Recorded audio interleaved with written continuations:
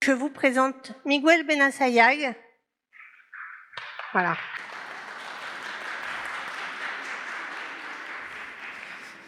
À qui je vais céder la parole parce qu'apparemment tout le monde a l'air de savoir qui c'est, donc formidable.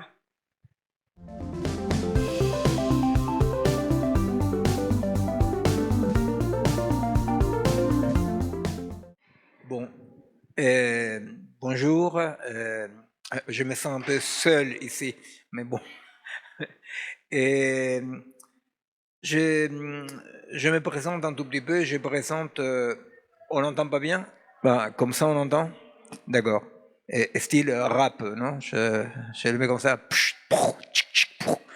Et, alors, je me présente, je vais présenter un peu de quoi je compte vous entretenir un peu avant de passer en dialogue. Moi, personnellement, je suis chercheur dans ce qui regarde ce qu'on fait ici. Hein.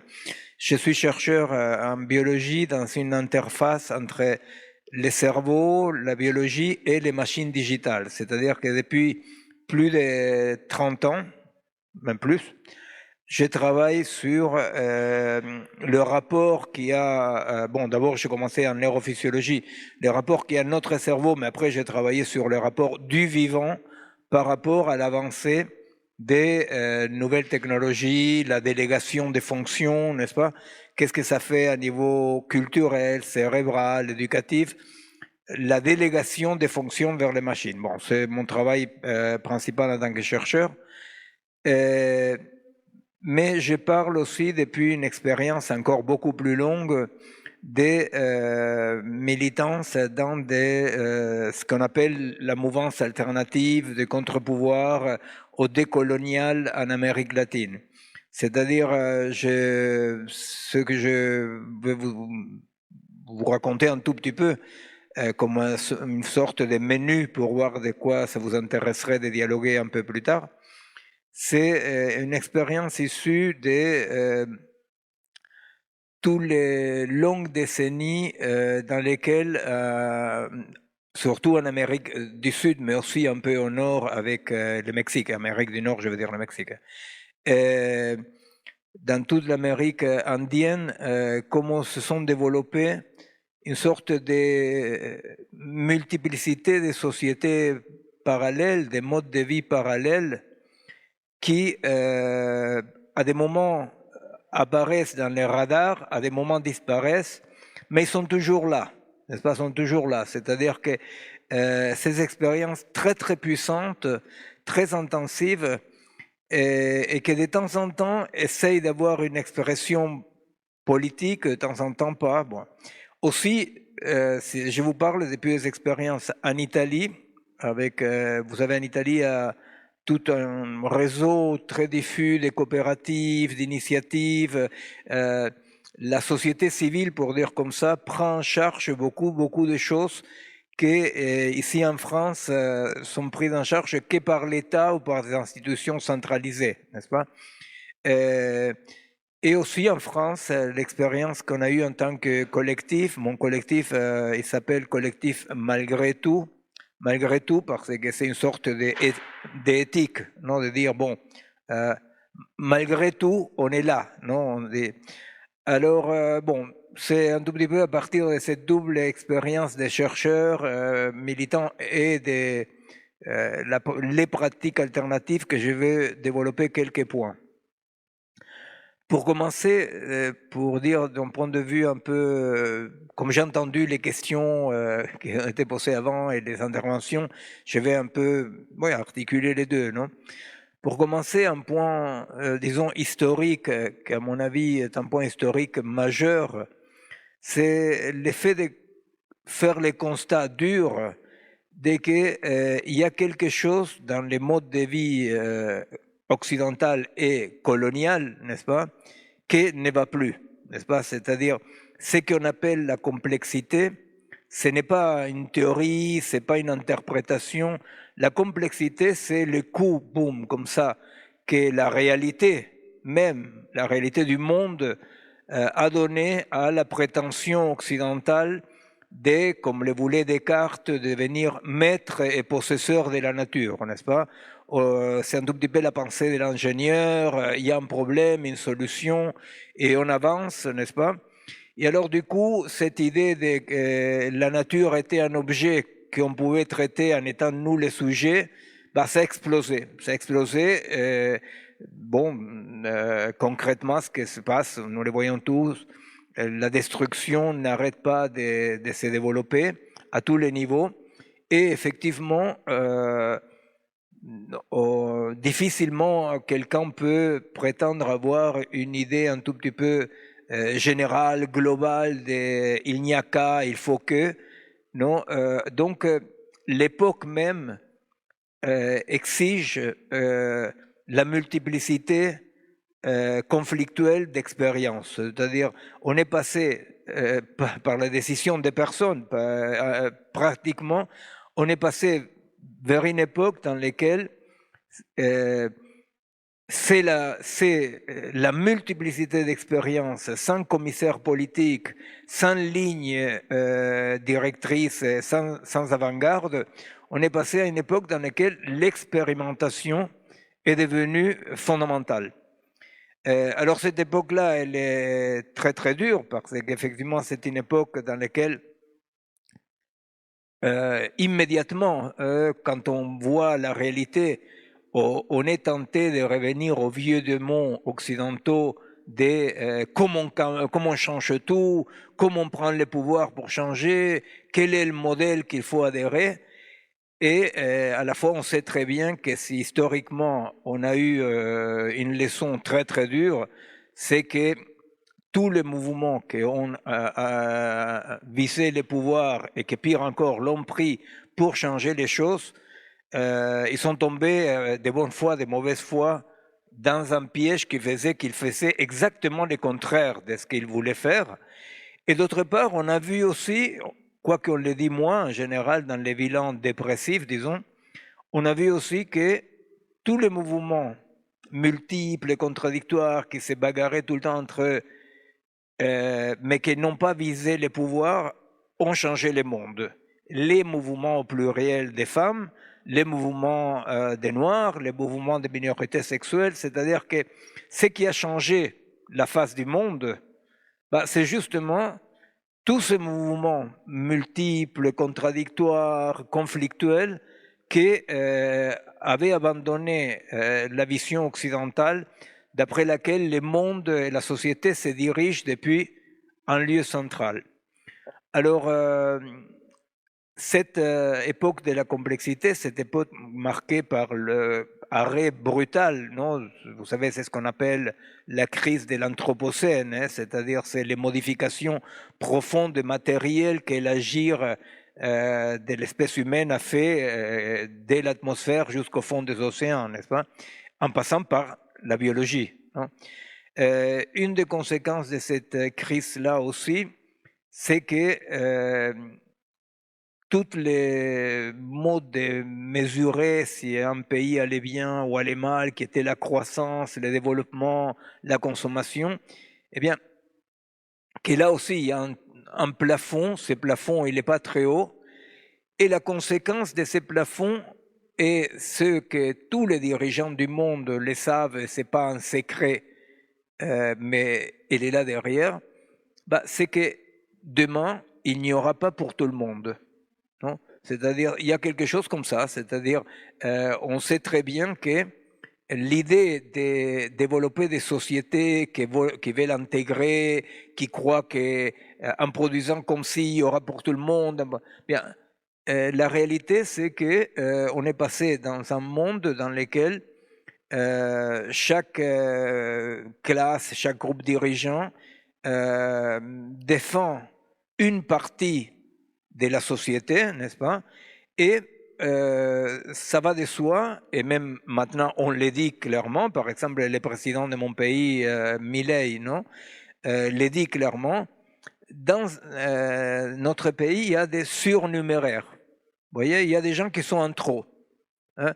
Alors, qu'est-ce qu'il dit? C'est-à-dire, il coupe carrément l'aide. Bon, c'est d'une cruauté inimaginable, mais en France, d'une façon beaucoup plus délicate, c'est la même orientation, hein, ou en Italie. Mais par exemple, il coupe l'aide pour les médicaments oncologiques, il casse tout système de régulation. Il y a même un ministre de la dérégulation, vous comprenez, c'est un ministre de la rupture des liens. Et alors, qu'est-ce qu'il dit Milei? Parmi les choses qu'il a volées, il a volé le mot liberté. Alors, il dit, quand on aide quelqu'un, on l'enlève sa liberté. Hein? Hayek, l'économiste, il disait grosso modo la même chose d'une façon plus délicate. Quand on aide quelqu'un, on lui coupe sa liberté. Donc, au nom de cette liberté, on installe un principe de barbarie dans lesquels, ben voilà, comme on s'était dit en partie tout à l'heure dans la table ronde, dans lesquels, en responsabilisant les individus en tant qu'individus de leur malheur, on prétend défendre leur liberté, en cassant tous les liens. Alors, effectivement, je pense que ça nous conduit, bon, après je voudrais parler un peu des types d'expériences qu'on a développées, mais par rapport aux axes que je voulais présenter, ça nous conduit quand même à un bilan dans lequel on s'est dit, il faut quand même pouvoir changer des paradigmes, n'est-ce pas?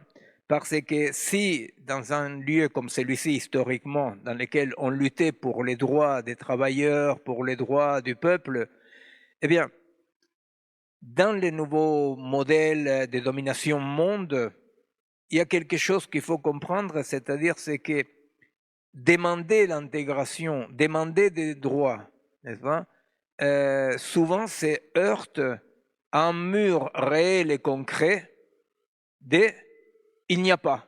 Vous voyez, c'est-à-dire, imaginez-vous simplement si tous les Chinois roulaient en mobilette, vous comprenez? Bon, la planète explose. C'est-à-dire qu'il y a des limites, il y a des plafonds concrets qui apparaissent là, et tout à coup, on est passé, et tout le monde est au courant, on est passé d'un monde qui prétendait quand même certaines régulations des droits à un monde dans lequel ouvertement c'est chacun pour soi et la force. Alors la question c'est, eh bien, comment on bouge, comment on existe dans ces mondes-là? Alors, moi je pense que un premier point fondamental, qui est celui duquel partent toutes ces expériences très multiples et diverses dont je vous parle, parce qu'en plus, sont plusieurs années d'expériences différentes, non? Et il part de la base de que aujourd'hui, la résistance à cette destruction passe certes par la défense des acquis, par des affrontements, tout ce que vous voulez, qui sont nécessaires, mais qu'aujourd'hui, la résistance fondamentale passe par la création. C'est-à-dire, effectivement, on est dans un moment dans lequel l'extensive, le quantitatif, ça ne peut pas être notre objectif. C'est-à-dire que nous sommes dans une époque de recherche intensive. C'est-à-dire, notre question est de dire, est-ce que nous pouvons produire, fabriquer, créer d'autres modes de vie, mais non dans un autre monde possible, n'est-ce pas? Parce que l'idée d'autre monde possible, toujours, c'est le programme, les modèles, suivez les guides et les leaders, non? Mais quels sont les possibles dans ces mondes-ci? Parce que, autrement, effectivement, si nous continuons à dire mais nous avons le droit d'exister, de plus en plus, on va se trouver avec la réponse claire et nette de que non. Hein? C'est-à-dire, c'est cruel, c'est horrible, mais c'est comme ça. C'est-à-dire, on voit bien comment Trump, Milei, Bolsonaro, ces gens-là, Orban en Hongrie, n'est-ce pas, la Meloni, non, en Italie, de façon différente, la phrase qu'il y a au-dessous qui permet de comprendre leur agissement, c'est celle-ci. La société n'est plus tout le monde. Vous comprenez? C'est-à-dire, l'idée que la société est tout le monde, ben, elle n'est plus là. C'est-à-dire, quand on parle de défendre la société, on est passé à une société absolument cassée, fragmentée, dans laquelle, quand on parle de défendre la société, ben, c'est une partie de la société qui, dans des sortes de forteresses, se vivent entourées par des no man's land. Non? Et nous voyons bien comment géopolitiquement, il y a un changement. Tout à l'heure, Madame parlait du Brésil, non, justement Fortaleza, non. Il s'avère qu'il y a un Fortaleza. J'ai travaillé pendant quelques années dans la fermeture des HP. Bon, alors je connais un peu. Et nous voyons par exemple comment ces villes-là du Brésil, ce sont des villes fractales, c'est-à-dire qu'il y a des lieux où il ne doit rien se passer, entourés de murailles, des flics armés, etc. Et dehors, on s'en fout, vous voyez? Et c'est comme ça, c'est-à-dire il y a des pays forteresses, des pays no man's land. Mais même dans les bidonvilles, même dans les favelas, il y a des secteurs forteresses qui malheureusement aujourd'hui sont tenus par les trafiquants, hein, c'est-à-dire par les trafiquants de drogue, hein, des secteurs forteresses et no man's land. C'est-à-dire qu'il y a un changement, dans les modes des rapports à niveau local et international, un changement dans lequel c'est déjà intégré dans la pratique l'effet de qu'il n'y aura pas pour tout le monde. Il n'y aura pas pour tout le monde, et l'idée de qu'on va vers un monde d'intégration, que c'est quand même l'idée et l'espoir de que le futur était une promesse, n'est-ce pas? Ce sont des siècles. C'est fini presque avant-hier, ça, n'est-ce pas? C'est très court, la crise de l'essence de l'histoire. C'est très très court. Mais nous avons passé en très peu de temps d'un monde que soit occidental, soit colonisé, penser que le futur était la promesse, n'est-ce pas? La promesse de quoi? La promesse de l'intégration, la promesse de la justice, la promesse de la santé. On est passé d'un monde qui croyait le futur comme promesse à un monde qui constate avec horreur que le futur est une menace. Vous savez, pour les gens de ma génération, on a vécu dans deux mondes. Un monde dans lequel, demain, en Italie, il y avait un journal révolutionnaire de 1848 par là qui s'appelait Domani. Et c'est tout, vous comprenez, il disait Domani. Aujourd'hui, si un journal qui s'appelle Domani est un journal catastrophiste, apocalyptique, vous voyez, parce que les mots Domani, non, Domani, non, arrêtez, parce que, non.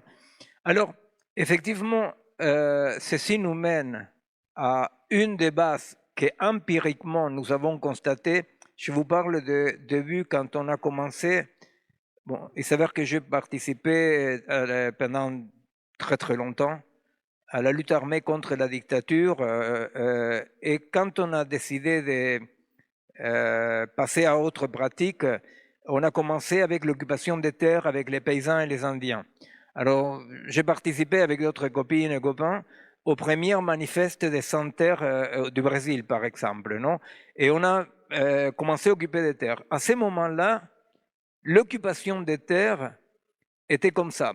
Avait encore des dictatures, Pinochet était encore là, il y avait des dictatures, mais quand même, il y avait des gens qui occupaient des terres. Alors, ça dépendait. Parfois, c'était des terres fiscales, parfois, c'était des terres propriétaires privées. Ça dépendait où. Au Brésil, si vous mettez un doigt dans une propriété privée, on vous les coupe. Hein.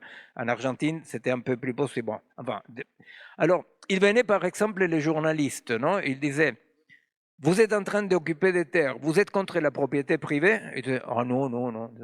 Mais vous pensez que vous devez rester ici pour toujours? Non, non. Mais vous critiquez le gouvernement? Oh, non, non, non. Mais qu'est-ce que vous voulez? Bah, ça. Nous devons survivre, il disait, n'est-ce pas? Donc, empiriquement, comme ça, il y avait cette position, non, ce positionnement de le seul programme était la réalité concrète. On devait vivre. Et l'évolution a fait que des modes de survie ont développé des modes de vie beaucoup plus puissants, dans lesquels toutes ces expériences, avec des échecs, avec des duretés, avec des victoires, non, toutes ils sont expérimentées si d'autres modes de vie étaient possibles, parce que la demande de s'intégrer au mode majoritaire de vie apparaissait comme pas possible, et petit à petit, ce qui était joyeux, il devenait comme pas désirable non plus. Vous comprenez? C'est-à-dire que petit à petit, il y a eu un basculement dans pas mal de ces expériences-là, dans lesquelles la demande condamnée à l'échec, non, d'avoir une petite place, non, un petit extra-pontant, s'est transformée en non, la vérité, c'est que ce qu'on veut, c'est approfondir ce type de vie, de vie différents. Et même un point, avant de passer à des trucs plus cuisine, non, pour raconter des expériences concrètement, des points qui peut-être peuvent vous intéresser. Effectivement, dans cette recherche d'un autre mode de vie, c'est développer quelque chose qui, pour moi, est central, c'est développer une sorte d'esthétique de vie alternative. N'est-ce pas? Ça veut dire quoi? Ça veut dire que tout à coup, nous voyons comme en France, dans les pays centraux, une vie alternative est très très dure parce qu'il est dur d'affirmer que se priver de certains types de consommation est joyeux, voyez. C'est-à-dire, la privation est vécue comme une tristesse. C'est-à-dire, elle n'est pas attrayante, quoi. La privation n'est pas attrayante. Alors, ce que, pour moi, est un des points fondamentaux, parmi d'autres, qui seront développés là, c'est l'idée d'une sobriété. La sobriété est notre destin, hein, c'est-à-dire, effectivement, s'il n'y aura pas pour tout le monde, il n'y aura pas pour tout le monde, et la sobriété sera imposée pour certains durement, pour d'autres, ils vont continuer quelque temps à consommer comme des cochons, mais bon. Et alors, ce qui s'est développé là, c'était cette pratique d'une sobriété joyeuse, vous voyez. Et moi, je pense que ça, c'est un élément fondamental, c'est-à-dire non pas une position de commissaire politique, de dire tu ne dois pas faire ci, tu ne dois pas faire ça, n'est-ce pas? Mais comment nous pouvons expérimenter comme plus désirable, comme joyeux, l'effet de ne pas être dupe de tout ce que le système propose, n'est-ce pas? Alors, bon, effectivement, ce type d'expérience que je vous dis, il y a eu même en France, dans certains endroits, on a développé ça, en Italie, bon, surtout en Amérique latine. Et il se pose plusieurs questions. Une, celle que Bénédicte a évoquée tout à l'heure, qu'est-ce qu'il y a avant les droits? Alors, la question, c'est une question très, comme ça, qui, à moi, m'inspire beaucoup de choses, non? Pour commencer, pour demander un droit, il y a plusieurs pièges entre nous et les droits. Un des pièges par rapport aux droits est que les droits apparaissent comme trop abstraits par rapport aux expériences locales.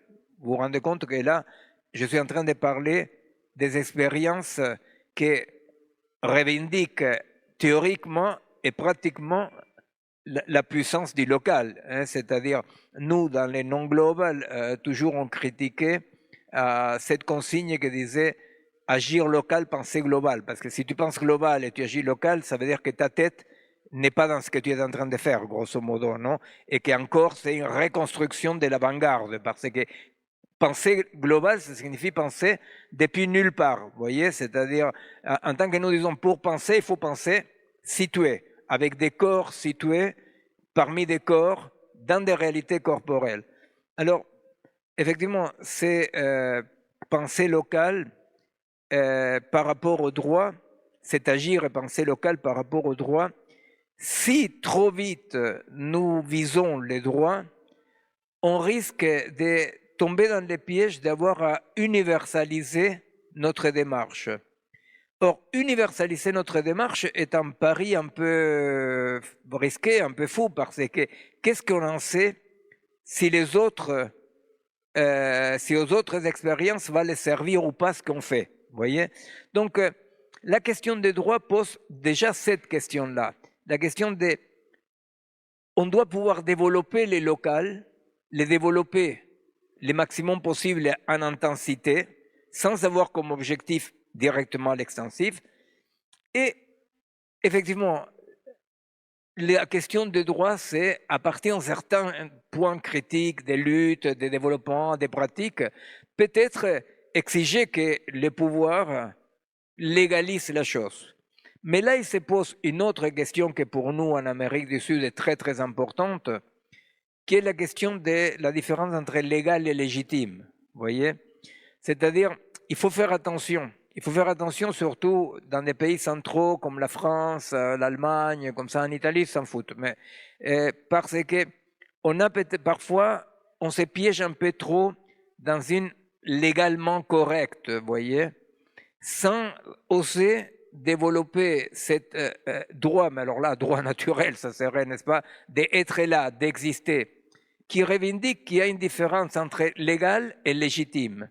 Le légitime, c'est ce que, comme une expérience concrète, ne peut pas ne pas questionner la légalité. Mais là, ne pensez pas à transgression, délinquance, c'est-à-dire, imaginez-vous un peintre qui voudrait rester dans le niveau de la norme légale, la norme esthétique. Ben, il ne pourrait rien créer, vous comprenez. La recherche scientifique, dans la recherche scientifique, soit vous cherchez des financements, soit vous faites vraiment de la recherche. Si vous faites vraiment de la recherche, vous ne pouvez pas ne pas questionner les frontières de ce que jusque-là était admis, vous comprenez. C'est-à-dire que la conflictualité entre légitime et légal, c'est à ce lieu-là, à cette place-là, à cette frontière-là, que le nouveau peut émerger. Alors par rapport à la question des droits, moi je pense qu'effectivement, doit rester comme une question fondamentale, comme c'était après des pratiques d'avortement solidaire et clandestine. C'était très bienvenu la loi, mais qu'est-ce qu'il y a eu avant la loi? Avant la loi, peut-être, comme Bénédicte proposait, avec l'amour, mais dans tous les cas, c'est sûr que ce qu'il y avait, c'était des pratiques d'amitié, de solidarité, qui à un moment donné, effectivement, se reflètent dans la loi.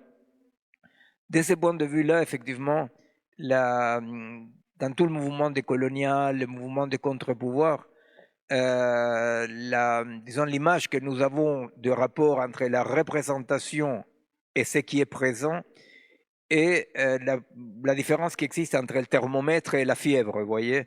C'est-à-dire, quand on a l'œil rivé à la représentation, c'est comme un médecin un peu bête qui pense qu'il faut changer le thermomètre et il ne s'occupe pas du corps social.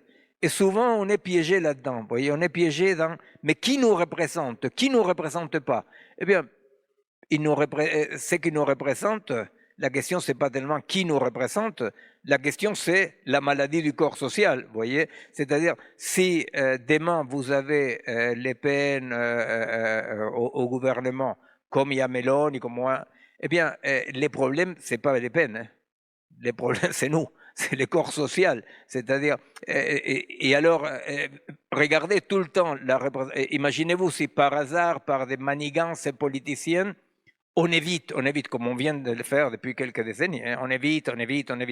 Mais la réalité, c'est que le pourrissement du corps social ne se mesure pas, ni se régule pas depuis le thermomètre.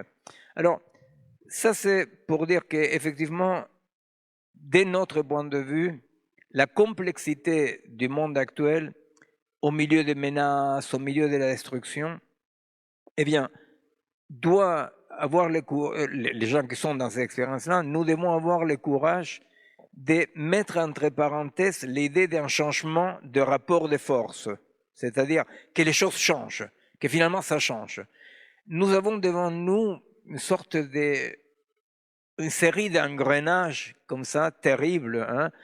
Il y a un bouquin qui s'appelle La Force, qui a écrit Simone Veil, la philosophe, qui s'appelle La Force, dans lequel elle explique ces engrenages du pouvoir comme ça, non, qui ont un certain niveau d'autonomie. Il y a des gens qui en profitent, il y a des gens qui défendent, mais il y a une sorte d'autonomie dans les dimensions du pouvoir que nous devons apprendre quand même à faire avec ce qu'on a en face. Les rapports de force, pour le moment, de notre point de vue, le rapport de force, il restera pendant très longtemps comme il est, et la destruction va continuer. Mais la question, c'est comment nous pouvons travailler là où nous pouvons être puissants.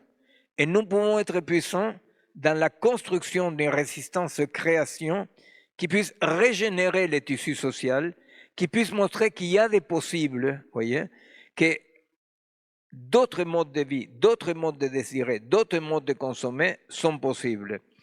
Alors bon, ça c'est un tout petit peu les quelques axes sur lesquels je voulais présenter la chose pour pouvoir passer, si vous voulez, un peu à un dialogue dans lequel je pourrais vous raconter des expériences plus concrètes ou des points.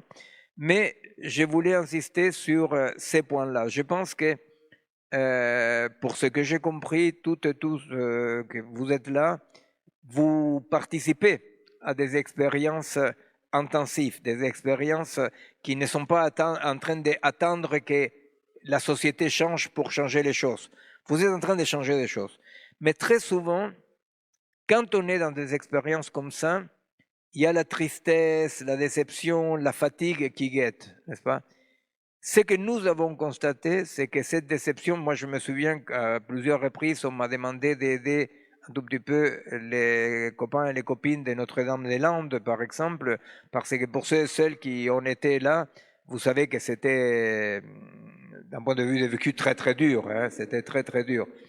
Et justement, souvent on voit que les expériences alternatives, intensives, sont accompagnés à court terme, au moyen terme, de cette tristesse, de cette sorte de fatigue comme ça. Je suis convaincu qu'une partie de la fatigue, parce qu'il y a une différence entre souffrir et que ce soit dur, vous comprenez? Qu'une expérience soit dure, c'est dur. Mais quand tout à coup on commence à souffrir, vous voyez, là on a basculé dans d'autres choses, non? On peut souffrir et être très content, c'est-à-dire, vous savez, le monde occidental a réussi une séparation parmi tous les binarismes qu'il a fait, une séparation incroyable entre désir et effort, non? C'est ça une des clés de la domination, et qu'ils nous promettent d'avoir ce qu'on désire sans aucun effort, voyez? Et alors, cette séparation du désir-effort dans lequel on ne peut pas imaginer qu'en faisant un effort, on est dans un désir, dans une joie, bon, ça a une limite, quand ça devient une souffrance. Bon, souvent, j'ai vu, mais très très souvent, non, dans toutes les expériences dans lesquelles je veux, d'une à l'autre et celles que je développe, qu'une des causes de cette devenir de souffrance, de fatigue, de dépression, est par une pensée piégée dans les modèles modernes occidentaux verticale de les choses s'échangent de là-haut, voyez. Alors par exemple, tous les jours en Argentine, en Uruguay, quand on fait des choses, il ne manque pas quelqu'un qui dit « Oui, mais par rapport à l'armée américaine, ce que tu fais, et par rapport au Fonds monétaire international. » Et là, on dit « Par rapport à l'armée américaine et par rapport au Fonds monétaire international, on n'y peut rien. » Et la seule chose qu'on pourrait, c'est reconstruire un imaginaire, etc., l'armée du bien contre l'armée du mal. Par contre, on est dans une époque dans laquelle, en mettant entre parenthèses ça, nous devons savoir que ce que nous devons viser, c'est le développement de la puissance dans un local, un réseau multiple et contradictoire, et c'est une question de les bons diagnostics, vous comprenez? Je crois qu'on est triste parfois, on est déprimé, parce qu'on fait le mauvais diagnostic. On pense qu'on n'est pas efficace parce qu'on met les concepts d'efficacité, la grille, on la met au mauvais endroit, vous comprenez? Si quelqu'un aujourd'hui en développement X expérience alternative dit « mais je ne suis pas en train de renverser Trump », ben non. Et je ne suis pas en train de renverser la Banque mondiale, non. Aujourd'hui, notre époque est une époque obscure, une époque difficile, mais dans cette époque, c'est une époque dans laquelle l'intensif doit être évalué en termes de ce que nous sommes capables de créer dans cette résistance. Et je pense que ça, c'est un point fondamental parce que ça touche aussi ce que je disais tout à l'heure, dans tout à coup, cette résistance non sacrificielle, non souffrante, mais joyeuse, dans laquelle effectivement on se rend compte que si on est en train de faire ce qu'il faut par rapport à l'époque qu'on vit.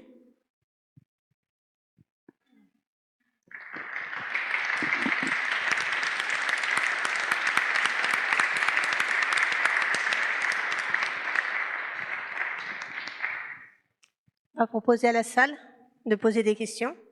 Oui. Alors du coup, moi je vais essayer de pousser un peu l'idée de cette sobriété joyeuse dans la complexité de nos expérimentations. Et par exemple, à travers quelque chose de très concret, quand on repense les systèmes alimentaires, aujourd'hui, on se retrouve avec des pratiques de résistance différentes, c'est-à-dire que on va avoir des personnes qui soutiennent un modèle d'agriculture durable, locale, qui coûte cher. Et on a des personnes, en fait, qui ont des façons de s'alimenter qui coûtent peu cher, sur de la récupération d'invendus, le fait de glaner dans des poubelles ou ailleurs. Et il me semble que parfois, en fait, cette autre pratique est très dévalorisée parce que finalement, ça serait prendre des produits pas bons, malsains, alors qu'en réalité, de leur point de vue, eh bien, c'est eux qui sont dans le fait de... Enfin, ils arrivent aussi à rétablir un modèle dans lequel ils ne surconsomment pas. Au contraire, ils viennent réguler quelque chose qui est déjà là. Et en fait, j'évoque ça en n'ayant pas de réponse, mais pour dire à quel point c'est complexe aussi d'arriver à entendre, construire des choses en voulant faire se transformer les modèles, et que parfois ça ne se joint pas. Et au cœur des expérimentations, il y a ça. Donc comment on arrive à gérer et à se parler sans avoir de jugement sur ce que l'autre vit, et en permettant à cette parole d'émerger. Parce que ce matin, on se disait, il y a des places qui ne sont pas remplies ici, il y a des personnes qui sont absentes. C'est peut-être aussi parce que dans ce qu'on ne dit pas, eh bien, il y a des jugements en fait, qui sont exercés sur ce qui serait le bien de cette transformation qu'on espère, de ces autres possibles, et les pratiques en fait, des personnes qui sont également en résistance. Oui, d'abord, bon, si j'ai bien compris la première partie de la question, c'était quelque chose qu'on pourrait dire par rapport à utiliser ce qui consomment beaucoup n'utilisent pas et que pour eux c'est la poubelle.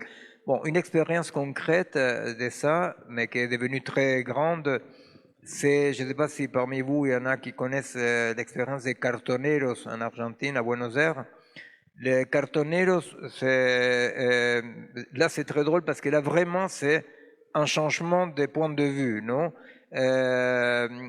Tout à coup, le clodo normal, disons, prenait un peu des cartons, des déchets comme ça, et il essayait de les revendre ailleurs. À partir d'un certain moment, il y a eu un mouvement qui s'est créé parmi tous ces mouvements alternatifs en Argentine, non? Un mouvement qui s'appelait les cartoneros. Ils se sont organisés avec une pensée écologique de dire toutes ces poubelles, tous ces déchets-là, il faut pouvoir les réinsérer dans les circuits, mais vous voyez, avec un point de vue, c'est-à-dire, c'est ces passages non, que les cartoneros, chacun les vit à sa façon, ils ont passé des « je fais ça pour survivre » à « c'est une autre point de vue ». Non, et qui était un point de vue qui est devenu un point de vue écologique et critique par rapport au mode de consommation, non, par un mode des déchets. Alors, ce n'est pas un modèle à imiter ou pas, c'est juste, je rebondis par rapport à ce que tu dis, c'est-à-dire comment un exemple des gens que justement, parce que tu as commencé par là, justement des gens que du coup récupèrent ce que les autres jettent, non?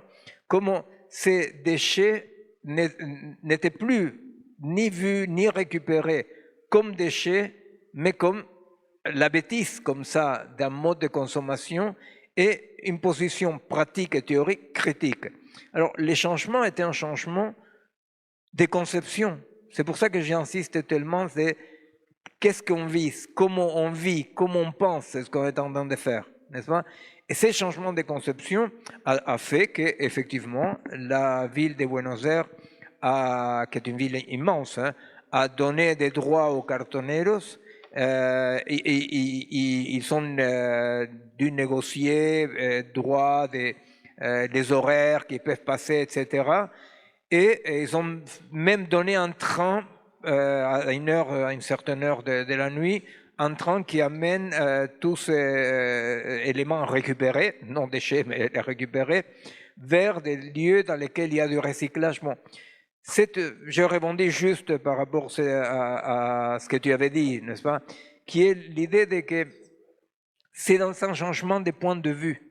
C'est pas un truc subjectif, c'est pas un truc de dire j'ai fait la même chose qu'avant mais je me sens bien. Non, c'est un changement de point de vue qui développe autre pratique. C'est-à-dire, on n'est plus là en train de s'excuser d'exister, de dire pardon, non. On est là en train de questionner par notre pratique un mode de vie de destruction. Alors, un point qu'on a discuté toi et moi souvent, mais que oui, c'est par rapport au local, non, un point aussi par rapport à l'évaluation de notre action. Nous avons constaté souvent dans les différentes expériences alternatives ce qu'on a appelé un point critique de développement d'une expérience alternative, n'est-ce pas? C'est-à-dire, les expériences alternatives, on l'a constaté dans la pratique, après on l'a théorisé, mais dans la pratique on a constaté qu'une expérience alternative qui se développe trop explose, non? L'expérience la plus concrète qu'on a faite, c'est parce qu'à un moment donné, dans la crise insurrectionnelle de 2001, il y avait plusieurs lieux de troc. Ces lieux de troc étaient des lieux de recyclage, effectivement, mais aussi d'échange, parce que c'était des lieux de convivialité. Partout, il y avait des noyaux de troc. Ces noyaux de troc, pour pouvoir grandir, ils ont commencé à développer des monnaies locales, des monnaies de troc, n'est-ce pas? Et à un moment donné, ils ont créé une fédération des lieux de troc avec une monnaie d'échange. Alors bon, bien entendu, que, je ne sais pas, à la demi-heure qui a suivi, il y avait des falsifications de la monnaie, et ça, boum, ça a explosé, c'était un désastre.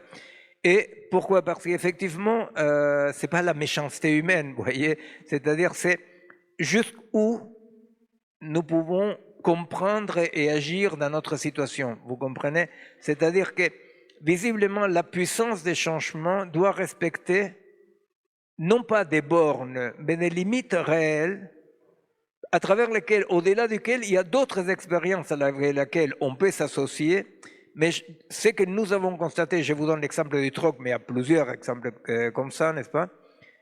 Et on a constaté que même quand on évalue notre pratique, il faut faire très attention avec les désirs extensifs, quantitatifs, parce que les quantitatifs, dans les expériences alternatives, est très délicat. Vous comprenez? Est très délicat. C'est-à-dire que la multiplicité, c'est-à-dire plutôt que continuer à se développer, n'est-ce pas? Peut-être aider quelqu'un d'autre à se développer, n'est-ce pas? Mais dans tous les cas, en parlant de la cuisine, des trucs concrets, ça c'est un truc qu'on a constaté, que mettre la jauge, mettre la grille d'évaluation dans les quantitatifs, souvent était un piège parce que notre conclusion était que les expériences alternatives sont des expériences de ratissage de liens, mais pas seulement liens avec les autres, liens avec un lieu concret. Une expérience alternative, par exemple, peut exister dans ce lieu-là et dans l'autre, c'est pas exportable, vous voyez. Alors donc, nous avons conclu qu'effectivement, une expérience alternative était la création, la production d'une unité organique, non, qui ne pouvait pas se développer contre nature, quelque part. Alors bon, ce sont des constats ou des remarques que je veux faire par rapport à l'expérience. On a une deuxième question. Oui, je suis ici Miguel. Je ne sais pas si je t'ai beaucoup lu. Je ne sais pas si c'est ton bouquin sur l'université populaire à Ris-Orangis. En tout cas, j'ai eu le plaisir de t'écouter, te voir par vidéo interposée. Et puisqu'on parle de joie, quelle joie de t'entendre sans écran qui s'interpose aujourd'hui. C'est mieux. Et surtout que si tu savais qui nous a connectés, c'est beaucoup d'émotions pour moi. J'ai un peu deux questions. La première question, c'est sur... Enfin, tu dis on est dans un monde obscur actuellement, et pourtant toi, tu as une pensée claire, ciselée, et qui du coup a cette capacité à décrypter ça. Un peu comme quand j'étais enfant ou quand mes enfants ont cette capacité à pas se faire prendre par ce qui n'est pas eux et ce qui n'est pas leur humanité. Et qu'on oublie, que moi j'ai oublié par exemple longtemps, quoique j'ai fait des trucs avec les copains, donc on a essayé de garder le souvenir de ça. Et donc je me demandais comment tu analyses ta capacité à avoir cette pensée claire dans ce monde obscur et voilà, qui porte des discours incroyablement... Enfin, il faut... Le cerveau, je ne sais pas comment il fait pour garder le cap avec tout ça et décrypter, parce qu'on n'est pas nombreux à pouvoir le faire, mais si tu le fais, on peut tous le faire, j'ai presque envie de dire.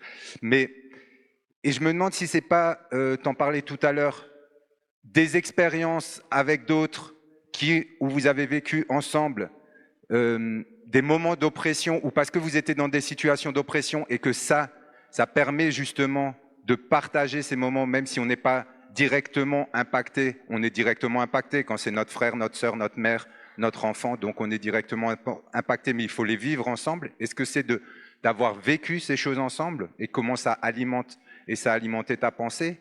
Et puis deuxièmement, je crois au début, tu parlais de ton analyse avec le monde du numérique ou pas, oui? Est-ce que tu peux nous dire 2-3 mots sur ce monde essentiel qui est avec nous et voilà. Bon, d'abord, merci pour ta gentillesse. Et, bon, je vais dire quelque chose un peu autobiographique. Vous voyez, l'âge permet, mais c'est pas subjectif. Moi, je n'ai pas sorti de livre cette position éthique. Je l'appelle une position éthique face à la vie, n'est-ce pas?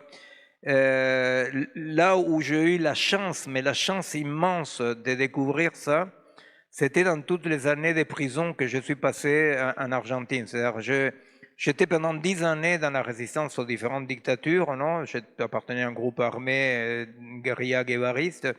Et bon, ils m'ont attrapé 3 fois, la troisième, ils m'ont torturé, ils m'ont gardé en tôle 4 ans, etc. Bon. Dans la tôle, les dernières 4 années de tôle, c'était l'année dans laquelle, vous savez, ils commençaient à tuer tout le monde. C'était les desaparecidos, c'est-à-dire que plus personne n'arrivait à la tôle.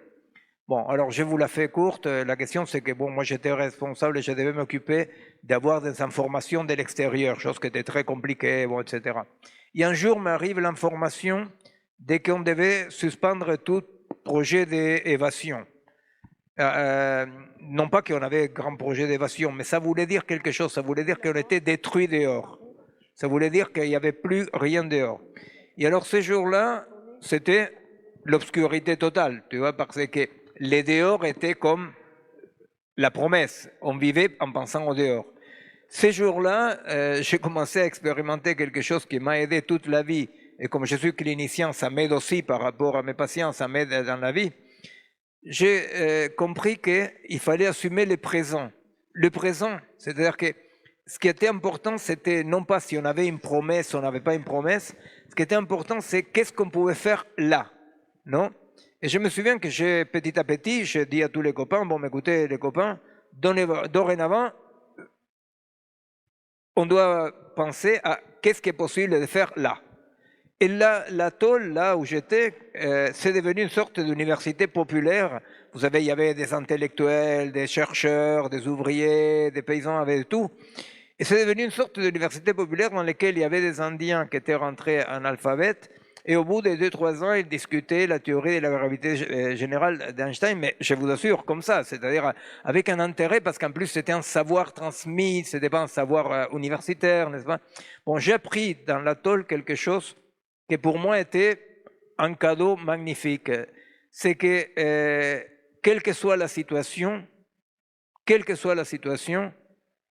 tu es libre ou tu n'es pas libre, mais pas par rapport à des causes extérieures.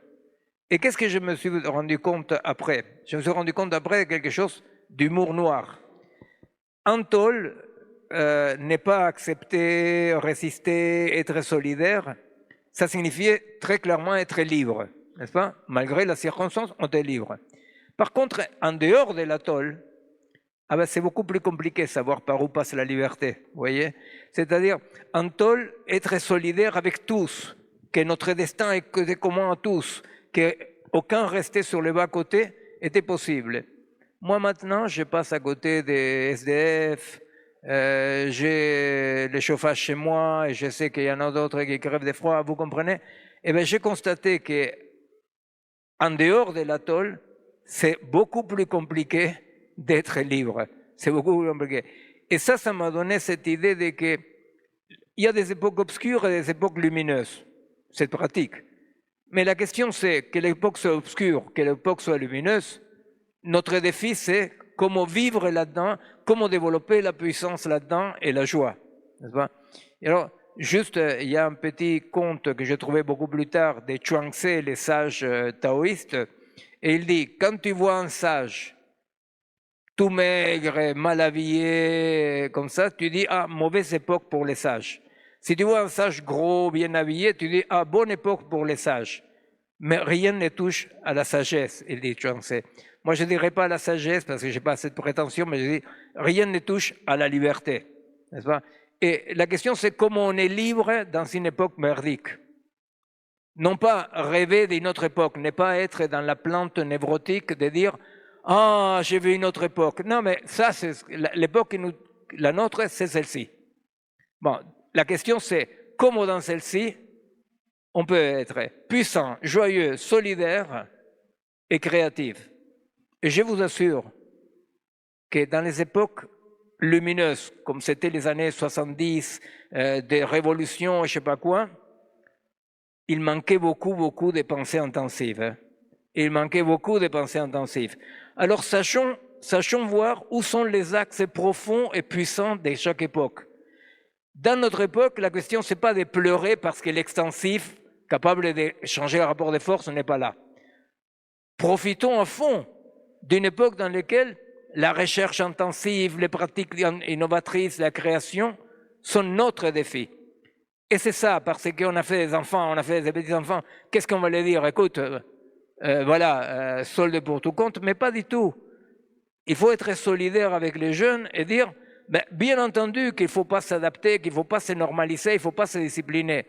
Parce que c'est une époque dans laquelle il faut tout faire, sauf suivre les troupeaux.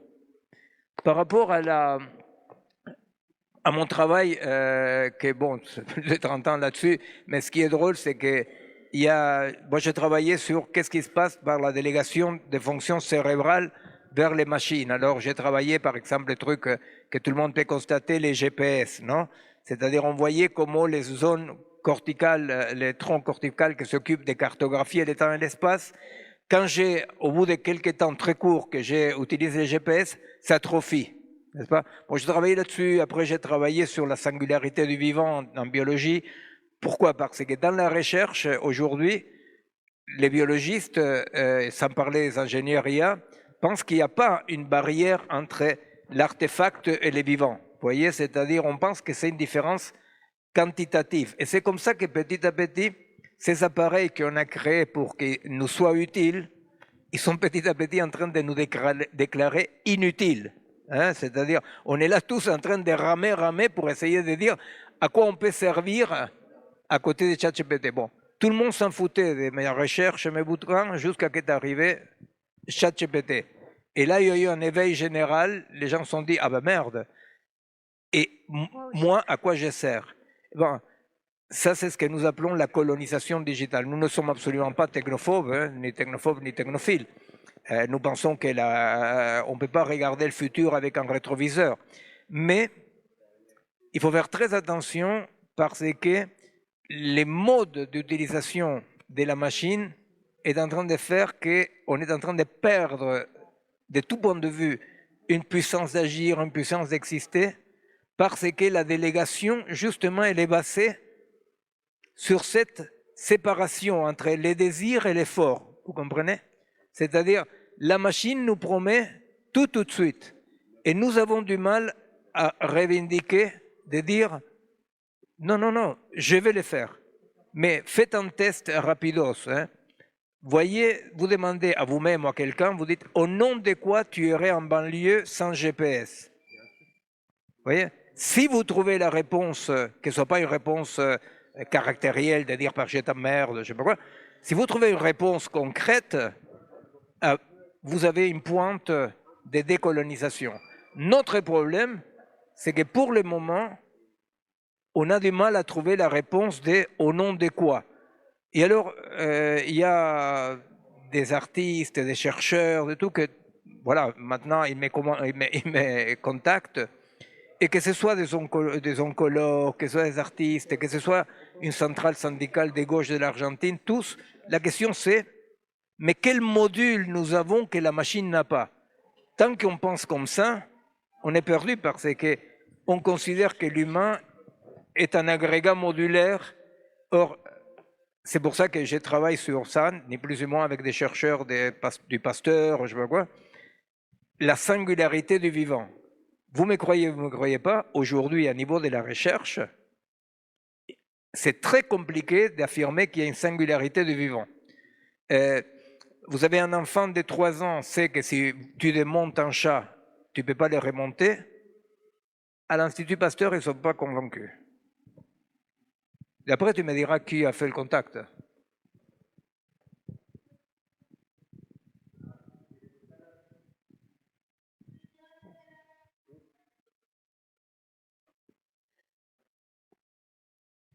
Merci.